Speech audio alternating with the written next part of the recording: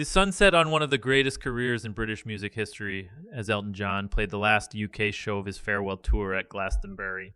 The 76-year-old legend treated fans to a masterclass in song and stage craft, delivering a 2-hour set in which every song was a greatest hit.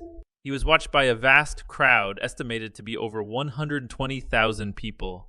Meanwhile, a record 7.3 million people tuned in to watch live on BBC One, according to overnight ratings. That was the biggest ever overnight audience for a Glastonbury set.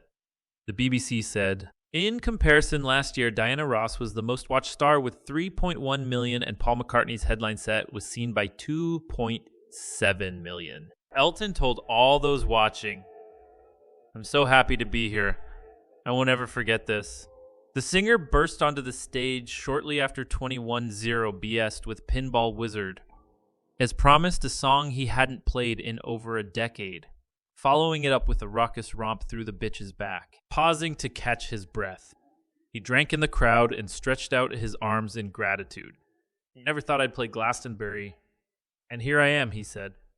It's a very special and emotional night for me, as it may be my last show in England, in Great Britain. I'd better play well, and I'd better entertain you because you've been standing there so long, he added. In the audience next to me, a fan hollered their encouragement. You old sausage.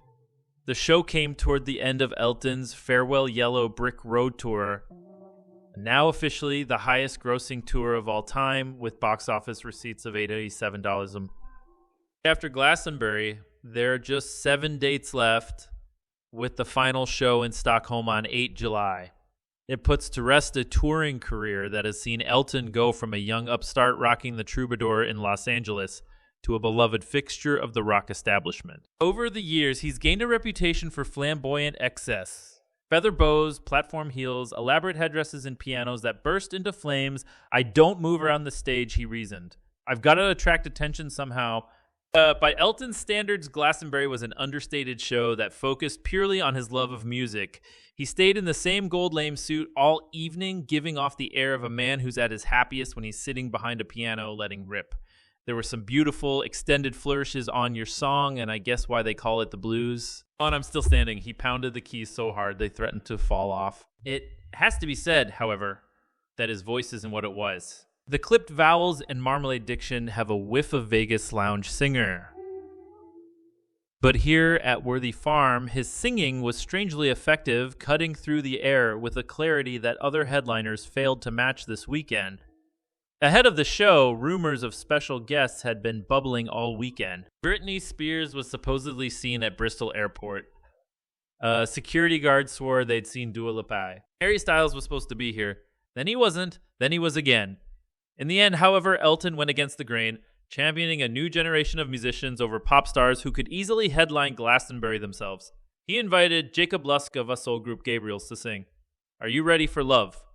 While pop newcomer Rina Sawayama took Kiki D's place on Arousing Don't Go Breaking My Heart.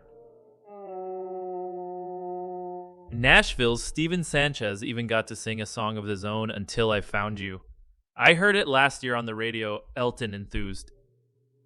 And I couldn't believe a 19-20-year-old could write a song like this.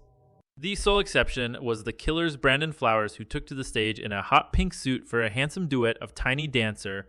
Their performance proved so moving that TV cameras picked out a proposal in the audience. Overall, however, the lack of star power caused a ripple of disappointment.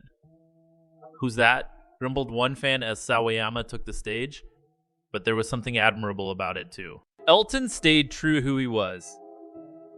A music obsessive whose hunger for rock and pop has fueled and sustained his career. After 2 hours, the set built to an emotional climax. Elton dedicated Don't Let the Sun Go Down on Me to George Michael, one of Britain's most fantastic singers, songwriters, artists. He was my friend, an inspiration, and today would have been his 60th birthday.